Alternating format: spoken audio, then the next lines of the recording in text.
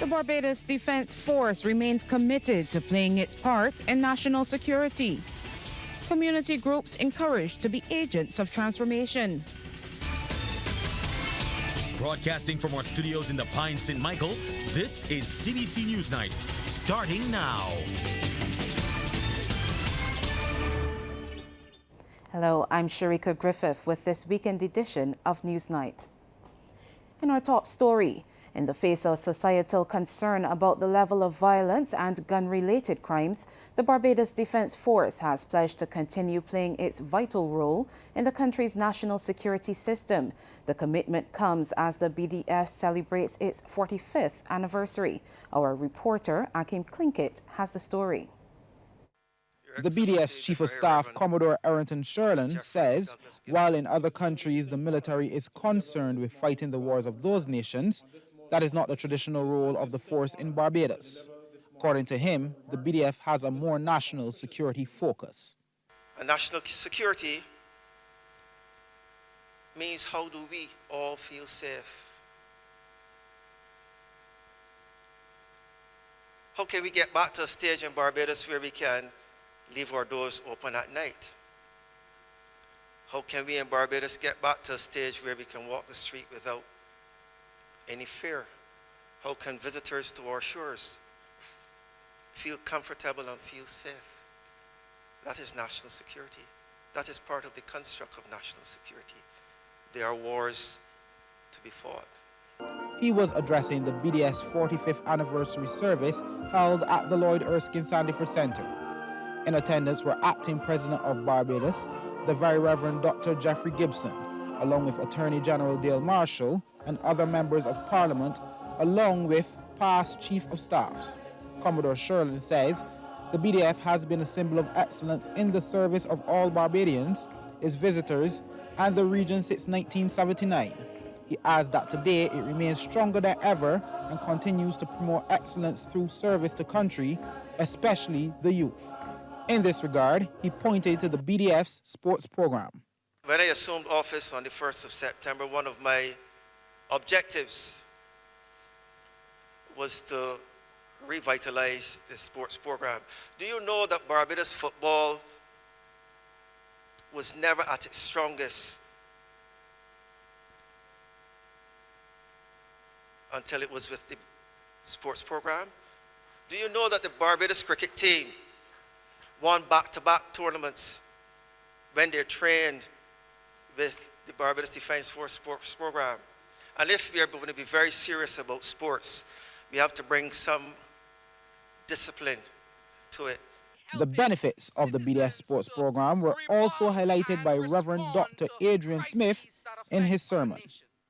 Your excellence, I dare say, has also been seen in the area of sports, and if I could take a moment to make a public appeal to government officials that there needs to be continued support to the BDF sports program. Nobody is saying amen. For this program in its heyday propelled and inspired excellence in sporting arenas within this country. Excellence, I dare say, has been synonymous with the BDF. Well, the colors were out and the military presented arms and had a general salute for 45 years of existence. Akim Klinkett, CBC News. A call has been made for community groups to help transform the country. It's come from Minister of People Empowerment and Elder Affairs, Kirk Humphrey. He was speaking during the Togetherness Social Group's 15th anniversary gala. Community groups have been told there's never been a moment as urgent as now for them to help the country address its challenges. The vast majority of Barbadians very soon will be 50. A few years later, the vast majority of us will be 60. And that there is work to be done for elderly people, many of whom reside alone or in houses with other people but live alone because people don't treat them. And that is work for you now to be able to go out and help some of these older people. It is also clear to me that we live in a world where children are constantly neglected and abused, and that we have to put our ears to the ground and our wheels, our hands to the plow to make sure that we do work to protect those children who are in need. Minister of People Empowerment and Elder Affairs, Kirk Humphrey, made the remarks as the Togetherness Social Group celebrates its 15th anniversary. President of the group, Senator Patricia Paris, says their common goal is to make a positive difference in the lives of people in their community. 15 years later, we are here celebrating. It has not always been a smooth journey. Like any family, we face challenges. However, our desire, dedication, and commitment to helping others always outweighed any issues that arose. Our membership has grown from 10 to 40, a significant achievement worthy of celebration. During the event, Reverend Gillian Crawford was announced as the group's chaplain. Speaker of the House, His Honor Arthur Holder, and his wife Ruth were among those officially named as honorary members. John Maynard was the recipient of the President's Award for always being diligent and dependable. The management of the LESC is considering developing a new conference center. We hear more on that story from Akim Klinkett. The announcement that a new conference center may be on the card comes from Chairman of the LASC, Dean Stricker. We are celebrating our 30th year.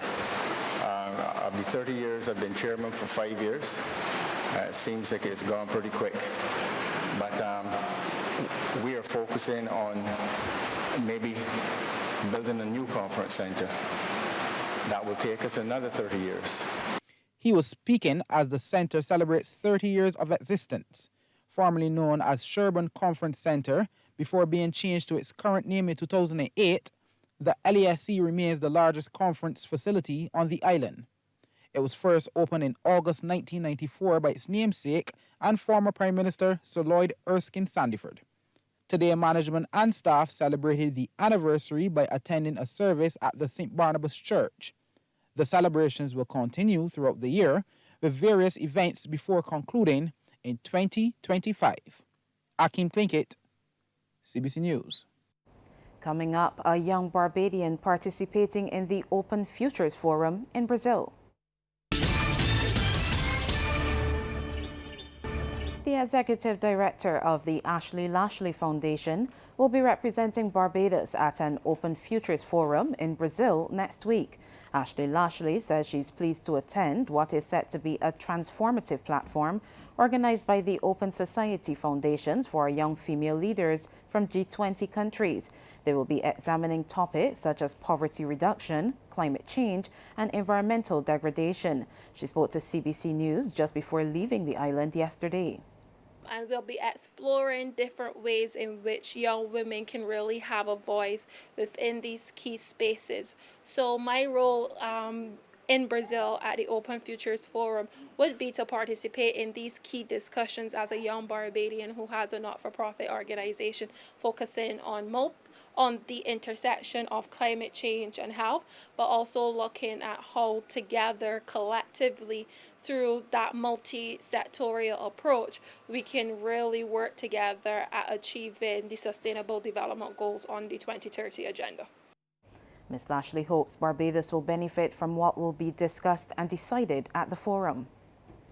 We know that gender equality is also one of the key topics that would be discussed and explored. And through different programs across the Ashley Lashley Foundation, where we work on ensuring that there's that level of gender balance and gender equity and equality across our projects, I think coming back home, it would broaden my perspective, I would say, and scope of mind on how to continue implementing projects that are focused on key development and developing issues for our country. Crop over festivities may have come to an end, but that did not stop Speightstown from coming alive with a celebration in honor of Northern Mass Junior Kadooment Band. Well-known businessman Clement Armstrong has showered band leader and designer Randy Woodruff with praise for his continued contribution in the sphere of Kadooment. This year, Northern Mass portrayed a section titled Duflicky in salute to the stalwart. The prominent businessman who runs the popular Fisherman's Pub in Speightstown and is a mass man himself led a band for 15 years before handing over the reins.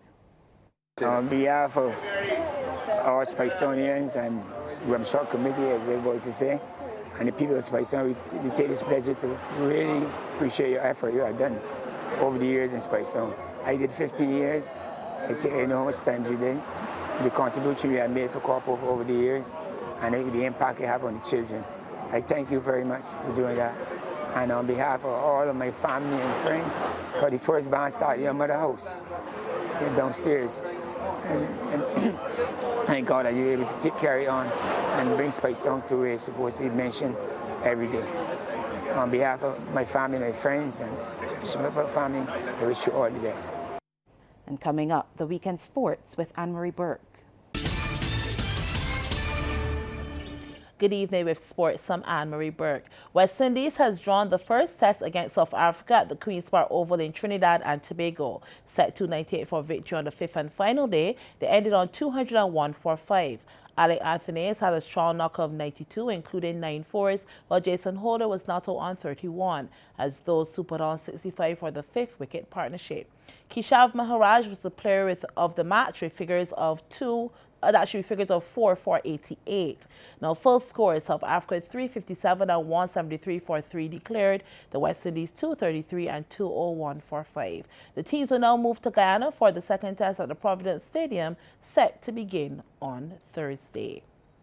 Well, we'll be defending champions Willie and ESA Field Pickwick to play the final of the BCA 50 Over Super Cup. Willie booked their place with a convincing 101-run semi-final win over Yorkshire at Weymouth.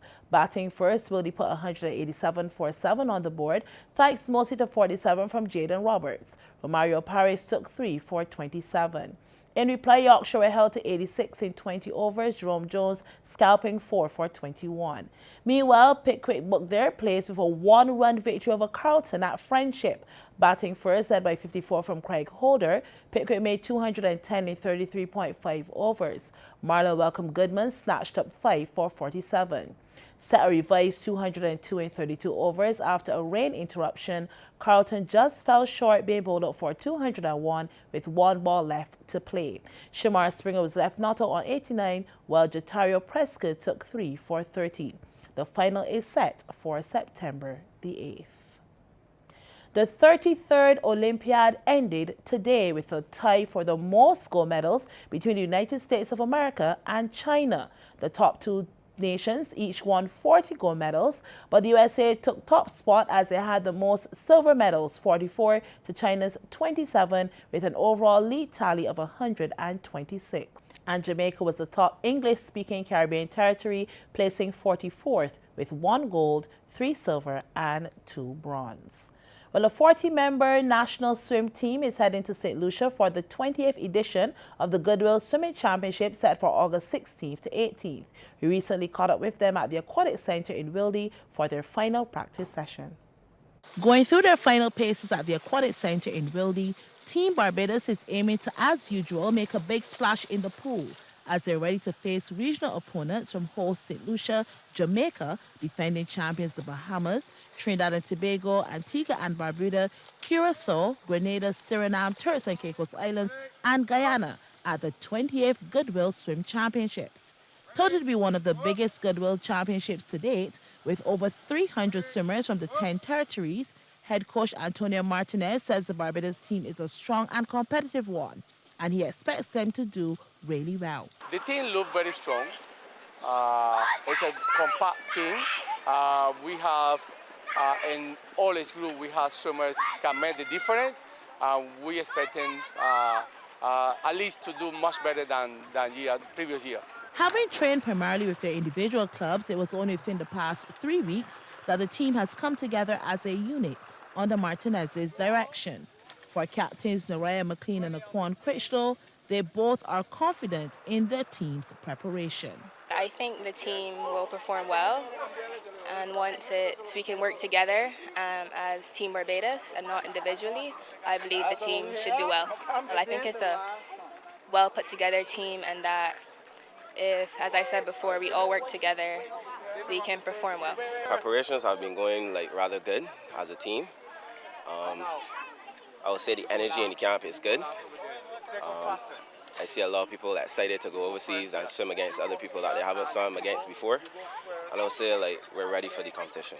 The Barbados team ranges from the under 8 to the 15 to 17 age group and leaves the island later this week for St. Lucia, where competition will be at the Rodney Heights Aquatic Center in Gros-Islet. And that's it for sports. And that's our news. Thank you so much for joining us, and do continue to enjoy your evening.